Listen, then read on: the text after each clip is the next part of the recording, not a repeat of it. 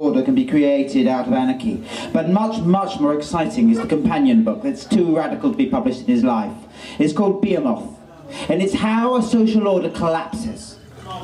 It's modelled on the outbreak of the English Civil War, and is still probably the best analysis of it.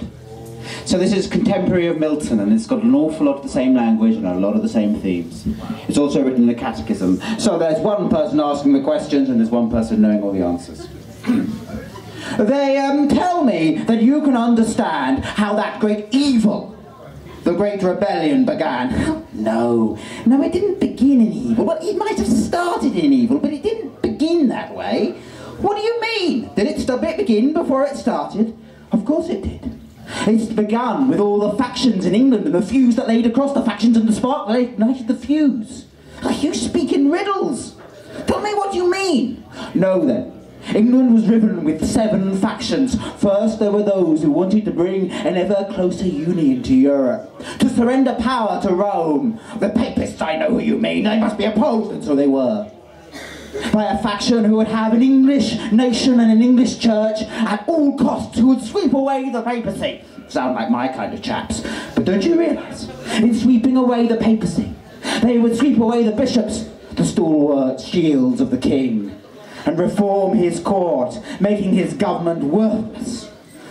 And when the king opposed them, they looked for allies where they could, first amongst those who spoke the same language, but would not have had any kind of national church, but rather an organisation based upon the parish and the field. I know who you mean.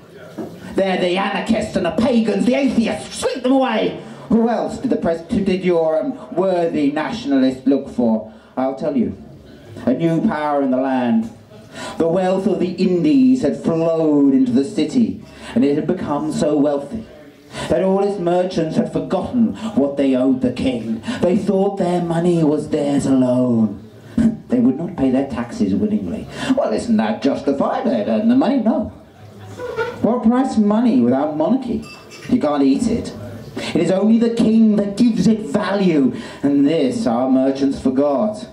They gave rather their money to the universities. Isn't knowledge good? Maybe. But these were scholars who worshipped rather the pagan gods, who looked to old republicans, who cared not for the British Constitution, who would betray it if they could. And more than that, the country was full of the godless type. You know the ones who've been disadvantaged by the system, who've got nothing to lose, who look for war. And it had been at so often and for so long at peace that it had forgotten what it owed the king, forgotten it altogether. People thought the peace was their own and forgot where it came from. These then were the factions, and do you not see what lies across them all? They are like the waxing moon that fears the eclipse of the sun. They feared the monarchy, they called it absolute and arbitrary, and resented the king when he enforced his will. But this would not have led to a rebellion, not unless there had been a northern war, not unless the Scots had occupied Newcastle and plunged the land into fights. And the king needed money, and Parliament of course said no, of course. And so the king had recourse to extraordinary measures, and the city resisted him and took him to court. And the courts, infused with the spirit of the university, condemned the king. And the people started to despise him who gave them their order.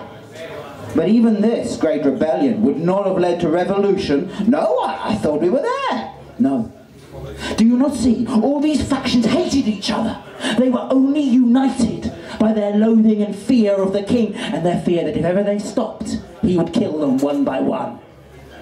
And so new fears they manufactured, talked of a popish plot, libelled their monarch, and when he resisted them, when he imprisoned those who libelled him, they treated them as martyrs, those who they should have treated as criminals, and tore down the king's ambassadors, and tore down his chief advisors, and tore down his archbishop, executing them. Didn't the king resist? What of his party? What price the king's party? When the king is in so much trouble. Nay, all his nobles looked only to their own interest. But even this, although or in his revolution would not have led to civil war. Not unless there had been a revolt in the western lands. The perfidious Irish, I know it well. But did not they, as they massacred the Protestants, did that not bring the country together? Well, they all agreed they must send an army to the west, but not who could lead it. And each then raised their own forces. And each raised their forces, and with the forces came war, and with the war came anarchy, where murder became normality and violence became currency. A black anarchy that lasted until the dark-hearted tyrant Oliver Cromwell gave peace of sorts, and lasted at least until the people gained their sanity and brought the king back. What I like about the Behemoth, just quickly, is that bit about the factions. I like the idea the factions were only united in hatred for each other. I think it's kind of nice. Anyway, that was Behemoth.